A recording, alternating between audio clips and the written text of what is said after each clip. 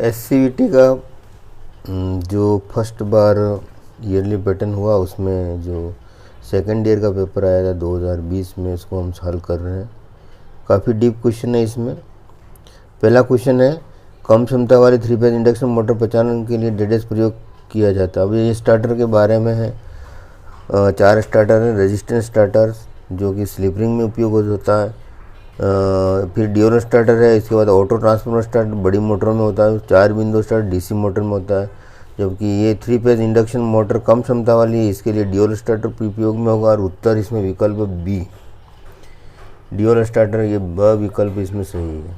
दूसरा प्रश्न है, उच्च वाट के परीक्षण लैंप के साथ डीसी मशीन शंट लपेटे अविच्छिन्न परीक्षण करते समय प्रौढ़ को जब शंट में परस्पर किया जाता है तो चिंगारी देता है। ये इसलिए होता है क्योंकि शंट क्षेत्र लपेट है।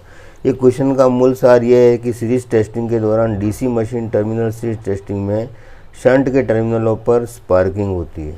क्यों होती है?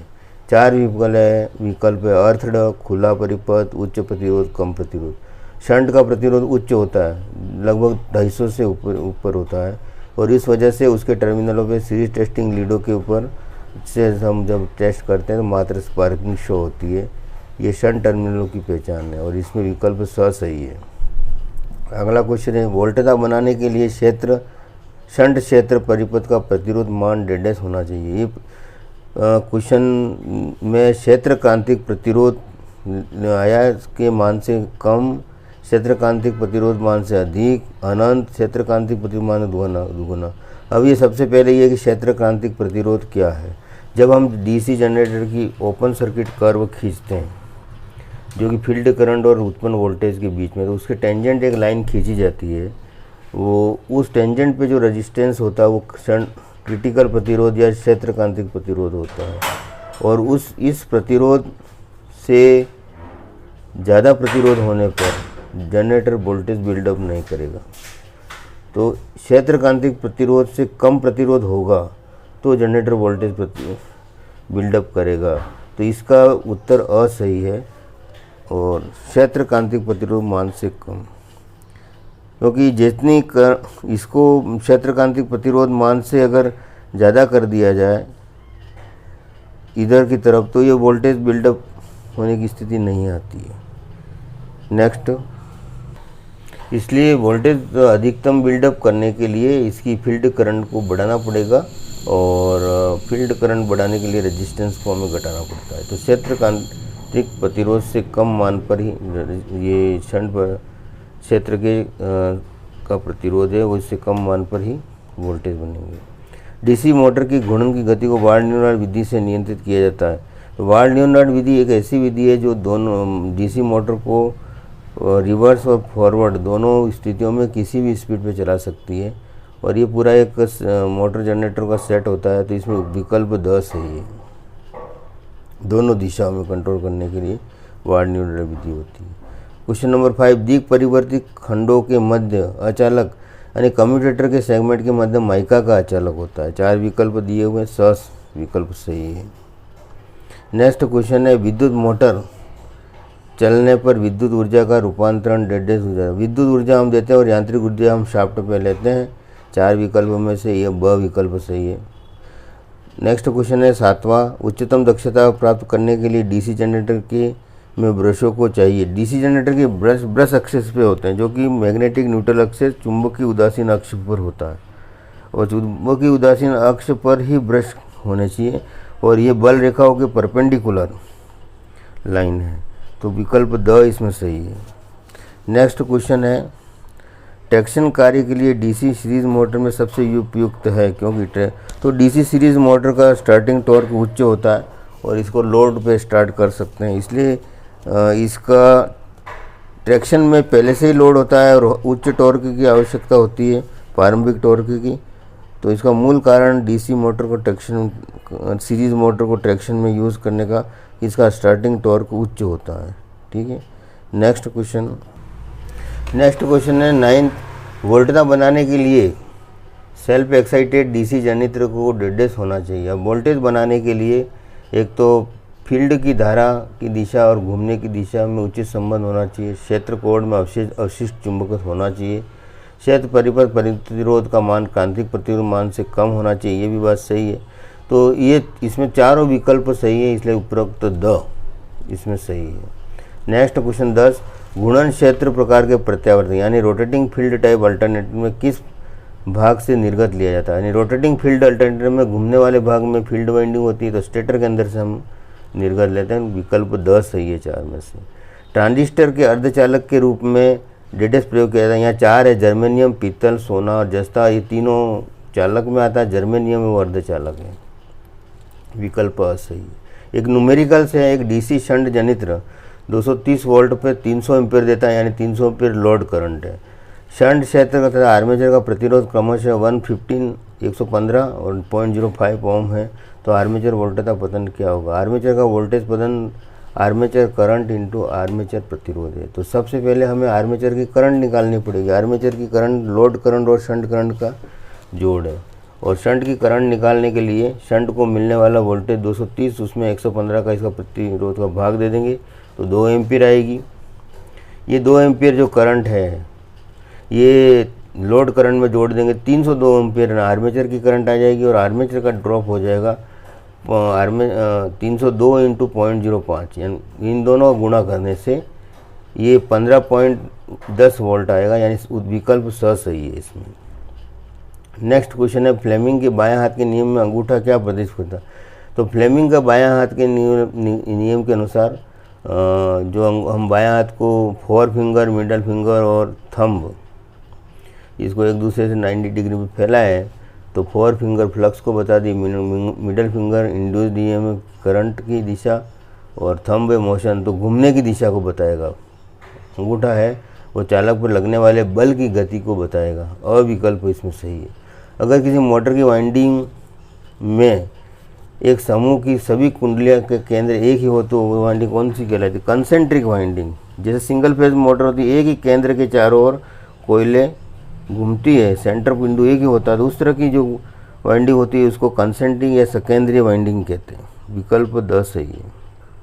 किसी डीसी जनरेटर में प्रयुक्त इंटरपोल की ध्रुवता क्या होती है? ये क्वेश्चन या इसमें पहला है घूर्णन दिशा में गत, यानी पिछले पोल की ध्रुवता के समान, उत्तरी ध्रुव के समान, घूर्णन दिशा के आगामी पोल की ध्रुवता के समान, दक्षिणी ध्रुव। तो इसमें विकल्प सही है।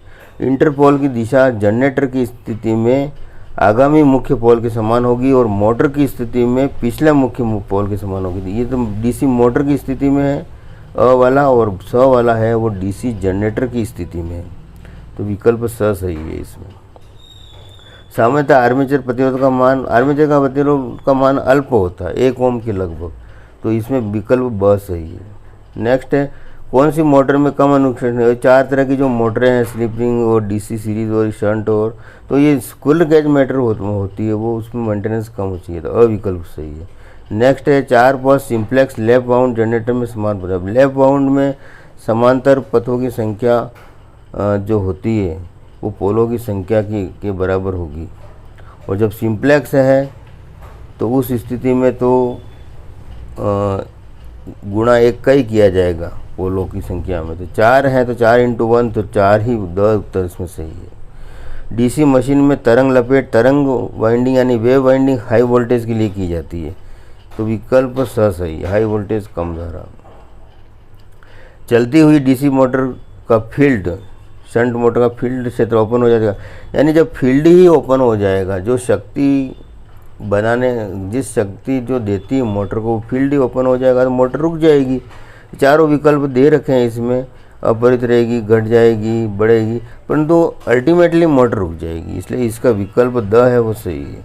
नेक्स्ट अगला 21वां क्वेश्चन है, जब एक ट्रांजिस्टर को स्विच के रूप में प्रयोग किया जाता है तो स्विचिंग के लिए कौन से टर्मिनल प्रयोग किए जाते हैं? तो ये ट्रांजिस्टर का जो स्विचिंग के रूप में होता है तो एक तो इमीटर बेस बायस होता है और एक कलेक्टर होता है। तो कलेक्टर से आउटपुट करंट मिलती है और आधार पर हम उसका सिग्नल देते हैं, और इमीटर तो कॉमन होता है। तो ये आधार और कलेक्टर ये ऑफ ऑन का कार्य करते हैं, तो इसमें विकल्प ब सही है। ठीक है। नेक्स्ट, एक 3 फेज प्रेरण मोटर के चलते समय यदि सिंगल फेजिंग हो जाए तो तत्काल क्या होगा। सिंगल फेजिंग होने की मतलब ये है कि मोटर 2 फेज पर चलती रहेगी मगर धारा ज़्यादा लगेगी और अंत में जल जाएगी, जलने की संभावना रहेगी। तो विकल्प असही है, इसमें संभावना रहेगी। बीन टाइप इंसुलेटर में पेटीकोट यानी जो शेड बने हुए होते हैं वो क्यों बनाए जाते हैं। ये वर्षा जल आसानी से नीचे बह जाए इसके लिए बनाए जाते हैं। ये 4 विकल्प दे रखे हैं, आप इसको पढ़ सकते हैं। 11 के लाइन के अंतिम छोर पर कौन सा इंसुलेटर, इसमें 4 तरह के दे रखे हैं जो अलग अलग डिस्क इंसुलेटर है, पिन है, मगर अंतिम जो शेकल इंसुलेटर है ये कॉर्नर में उपयोग होता है, लास्ट में टर्निंग में। तो इसमें विकल्प स की संभावना ज़्यादा है और विकल्प स है इसमें उत्तर।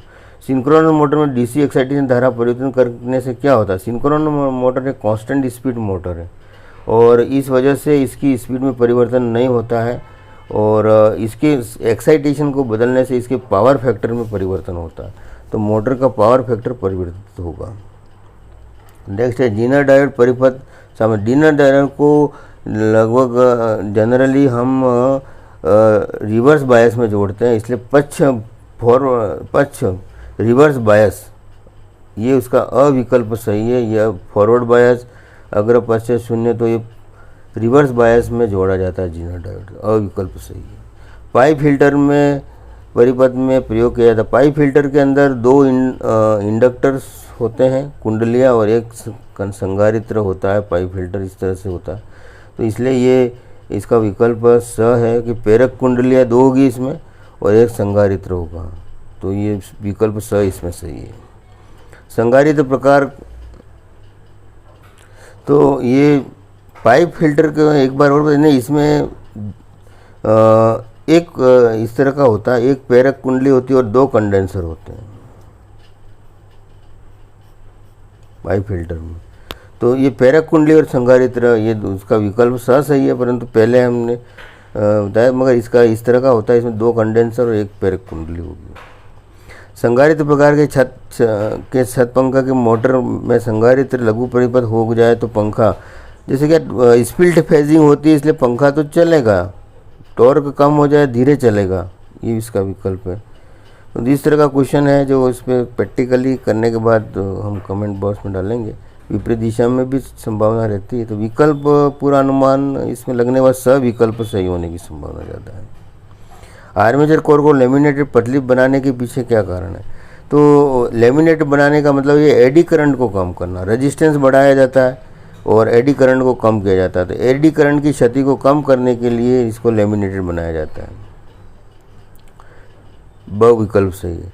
सिंक्रोनस मोटर की गति परिवर्तित कर सकते हैं। अब ये सिंक्रोनस मोटर की गति परिवर्तित करने का सूत्र, ये सिंक्रोनस मोटर की स्पीड का सूत्र है 120 F/P। फ्रीक्वेंसी को बदल करके इसकी गति परिवर्तित कर सकते हैं, फ्रीक्वेंसी बढ़ा करके, जैसे कम ज़्यादा करके। तो यही तरीका है, इसके अलावा कोई विकल्प नहीं, विकल्प ब सही है। नेक्स्ट क्वेश्चन, अगला क्वेश्चन है एकल कला मोटर को आरंभ करने के लिए सबसे किफायती विधि। अब विभक्त कला विधि है, फेज स्प्लिट विधि, इसी के अंतर्गत ये प्रेरण धारितीय प्रतिरोध आती है। तो ये अनुमान लगाने से ये है कि स्प्लिट फेज विधि सही है, इसी के अंतर्गत ये सारी विधियाँ आती है कि इसमें कहीं कैपेसिटर होता है तो कहीं ये प्रेरण होता है तो कहीं प्रतिरोध होता है। तो अविकल्प सही होने की संभावना ज़्यादा है इसमें। किसी कार्य के लिए एसी मोटर की अपेक्षा डीसी मोटर उपयोग को पसंद किया जाता है। तो डीसी मोटर की क्या स्पीड परिवर्तन करना आसान होता है, मूल कारण। तो इसलिए परिवर्तन स्पीड कार्य करने के लिए डीसी मोटर श्रेष्ठ है। नेक्स्ट एक न्यूमेरिकल है कि शंट जनरेटर के आर्मेचर में प्रेरित विद्युत वाहक बल 600 वोल्ट है। आर्मेचर का प्रतिरोध 0.1 है।